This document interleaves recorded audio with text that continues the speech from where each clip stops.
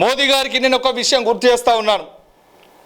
మీరు కేవలము ఒక మతపరమైనటువంటి విధానాలతో మనుషులను రెచ్చగొట్టేసి, మతపరంతో రెచ్చగొట్టేసి, యువతకు లేనిపోని ఆశ చూపించేసి, గొడవలు చేసేసి, ఓటు బ్యాంకు చేసేసి ఎలక్షన్లో నెగ్గిపోదామని చూస్తూ ఉన్నారేమో. పిల్లి కళ్ళు మూసుకొని పాలు తాగుతుందంట, నన్ను ఎవరు చూస్తలేరని. ప్రజలు అందరూ చూస్తూ ఉన్నారు. ప్రజలు ప్రతి విషయాన్ని చూస్తూ ఉన్నారు. ఏం జరుగుతుందో ప్రజలు చూస్తూ ఉన్నారు. ఖచ్చితంగా చెప్తున్నాం, ఈ దేశంలో మూడవ బలమైన పార్టీగా అవతరించడానికి ఈరోజు క్రైస్తవులు సిద్ధమవుతున్నారు. అలాగే మీరు ఇలాగే మీ విధానాలతో ఉంటే ఖచ్చితంగా సౌత్ ఇండియా సపరేట్ దేశంగా మార్చడానికి మేము ఎంతకైనా సరే యుద్ధం చేస్తాం, ఖచ్చితంగా చేస్తాం. ఎందుకంటే మీ వల్లనే ఈ సౌత్ ఇండియా మొత్తం నష్టపోతున్నది, మీ వల్లనే సౌత్ ఇండియా మొత్తం నాశనం అవుతున్నది. మీ విధానాల వల్లనే ఈరోజు ఐక్యత ఉండాల్సినటువంటి సౌత్ ఇండియా ప్రజల్లో లేనిపోని గొడవలకు తీసుకొస్తున్న పరిస్థితి కనిపిస్తుంది. ఖచ్చితంగా రాబోయే యువత ఏకమవుతుందన్న విషయం గమనించండి. మీ ఆగడాలన్నీ బయటపడిపోయినాయి. మీ ఆధారాలు చేసేసి లేనిపోయిన ఆర్గనైజేషన్లు పెట్టి, లేనిపోయిన సంస్థలు పెట్టేసి ఈరోజు రెచ్చగొట్టే విధానాల చేత మనుషులను తయారు చేస్తున్నారా? అంటే అధికారం చేత పట్టుకొని మనుషులను బెదిరింపడానికి, వాళ్ళకు కావాల్సిన సపోర్ట్ ఇవ్వడానికైనా మీ ప్రభుత్వాలు ఉన్నది. చెప్పండి మరి, మీరు అట్లనే బెదిరిస్తారంటే చెప్పండి మరి. బెదిరింపులకు దిగుతున్న వారు ఎట్లున్నారో బెదిరింపులు ఎదుర్కోవడానికి కావాల్సిన మనుషులు మా సముదాయం కూడా బయటకు వస్తున్న విషయాన్ని మేము కూడా గుర్తు చేస్తూ ఉన్నాం. మేము కూడా బయటికి తీసుకొస్తాం. ప్రవీణ్ పగడాల గారి యొక్క విషయాలను మీకు ఒంటబట్టలేక నిజాలు బయట పెట్టారు అని ఈరోజు బాబాసాహెబ్ అంబేద్కర్ గారి యొక్క ఆశయాల విధానాల్లో ప్రవీణ్ పగడాల గారు ఒక ఆశయంగా ఆయన ముందుకొచ్చి, అయ్యో ఈ దేశాన్ని మళ్ళీ చైతన్యపరుస్తున్నాడు, మనుషుల యొక్క బడుగు బలహీన వర్గాలను ఏకం చేస్తున్నాడు, ఈయన మాటల ద్వారా ప్రజల మధ్య జరుగుతున్నటువంటి ప్రతి విషయాన్ని ఆలోచింపజేసే విధంగా ఈరోజు ముందుకు తీసుకొస్తున్నాడు అని చెప్పి ప్రవీణ్ పగడాల గారిపైన అమానుషమైనటువంటి ఘోరమైనటువంటి చర్య చేసి అతన్ని ఈరోజు ప్రాణాలతో లేకుండా చేశారు కదా. చట్టాలు ఉన్నాయని చెప్పుకోవడానికే తప్ప చట్టాలు చుట్టాలుగా మీకు మార్చుకున్నారు కదా. నిజమైన వాస్తవాలు ప్రకటించలేదు కదా. మాట్లాడితే ఆయన యాక్సిడెంట్ అయి చనిపోయాడని చెప్తున్నారు. ఒక అంత పెద్ద ఒక CEO, 2-3 కంపెనీస్కి CEO ఉన్నటువంటి పర్సన్ ప్రపంచ దేశాల్లో 100 కోట్ల కంపెనీ కలిగినటువంటి ఒక వ్యక్తితో ఇంటర్వ్యూ చేసేటప్పుడు అతను తాగమంటే కూడా తాగలేకపోయాడు. గమనించండి. అంటే ప్రపంచ దేశాల్లో ఉన్న ఆ వ్యక్తితో విట్నెస్ ఇవ్వమంటారా? ఏ వ్యక్తిని ఎలా అంటే ఒక వ్యక్తిని చంపడానికి పిచ్చి కుక్క అని ముద్ర వేసినట్టు ఈరోజు ఒక నిజమైన పాస్టర్, ఒక ప్రజల చైతన్యాన్ని కలిగిస్తున్నటువంటి ఒక పాస్టర్ విషయమై ఆయన పైన అమానుషమైనటువంటి దాడి జరిగింది. ఈరోజు ఇది యావత్ క్రైస్తవుల పైన జరిగినటువంటి దాడి.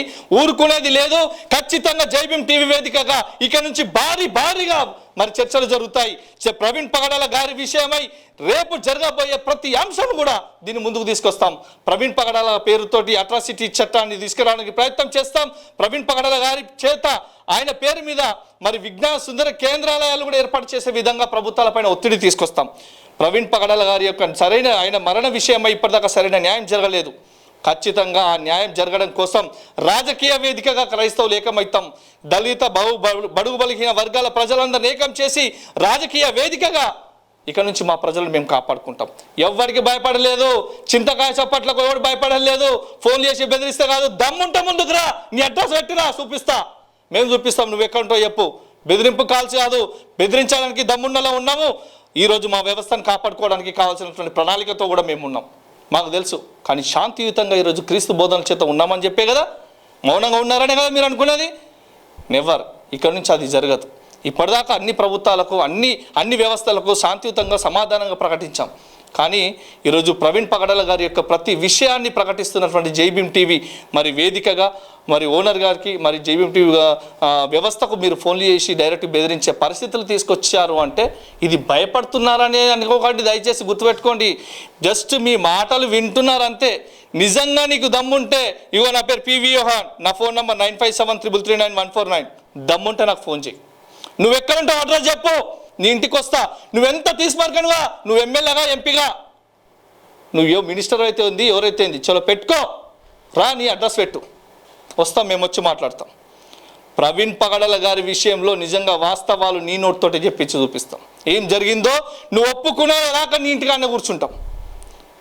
నీవు ఈరోజు కేవలము పని పాట లేక, తిండి లేక, తిప్ప లేక, ఎవడొచ్చే చిల్లర కోసం, బిర్యానీల కోసం ఆశపడి ఒక మతం పైన, ఒక కులం పైన, ఒక వ్యవస్థ పైన ఏదో దుష్ప్రచారం చేసేస్తే మేము మీద హైలైట్ అయిపోతాం, మేము మీద టీవీ ఛానల్లో గొప్ప అయిపోతాం అనుకునే విధానంతో ఉన్నారేమో.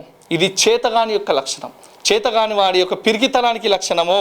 నిజంగా నీకు అంత వేదికగా ఉంటే ప్రజల మధ్యకు వచ్చి మాట్లాడు. ఈరోజు కరుణాకర్ సుగుణ కానీ, అమర ప్రసాద్ కానీ, లలిత్ కుమార్ కానీ, చెట్టిపల్లి కళ్యాణ్ కుమార్ కానీ, ఇంకోరన కానీ టీవీ వేదికలు కాదు మీ మొగతనం. బయటకు పబ్లిక్లోకి రండి, ప్రజల మధ్య వచ్చి నిలబడండి.